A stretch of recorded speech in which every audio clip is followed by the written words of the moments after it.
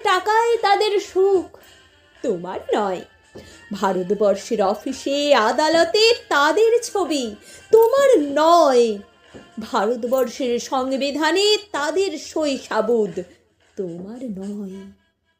ইংরেজ গরিব মানুষকে পায়ের নিচে রাখত, আমরা বড় লোকদের মাথায় করে রেখেছি। স্মাগলার কিংবা ডাকাতকে জোর হাতেই সভাপতির আসনে আহ্বান করছি। ইংরেজ এদেশের ধন সম্পত্তি লুট করত, আমরা দেশটাকে বেচে দিচ্ছি। ইংরেজ দিয়েছে চাবুক, লাঠি, গুলি, আমরা দিয়েছি মস্তান, মাফিয়া, নেতা আর বুলি। ইংরেজ দিয়েছে কালাপানি, সেলুলার জেল, আমরা দিয়েছি টিভিতে সুপারহিট মোকাবিলা আর আইনসভায় আয়ারাম গয়ারামের খেল।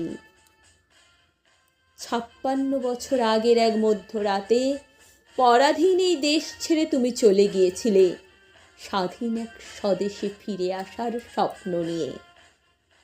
তুমি ফিরে আসনি, স্বাধীনতা এসেছে, তার কাঁধের ঝুলি ভরে নিয়ে এসেছে ভোট নামক রাজস্ব যজ্ঞ, গণতন্ত্র নামক চিরায়ত মাৎসন্য ন্যায়, প্রগতি নামক লোক ঠকানো স্ট্যাটিস্টিক, সংহতি নামক বিস্ফোরণের চুরমার, ঐতিহ্য নামক মন্দির মসজিদের ঝগড়া আর সমুদ্র হিমাচল ভরিয়ে দেওয়া ভাষণ, ভাষণ আর ভাষণ।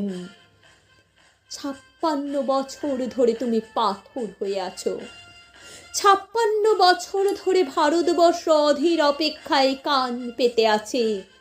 ইথার তরঙ্গে কবে হঠাৎ শোনা যাবে স্বাধীনতার নিজস্ব কণ্ঠস্বর? আমি সুভাষ বলছি।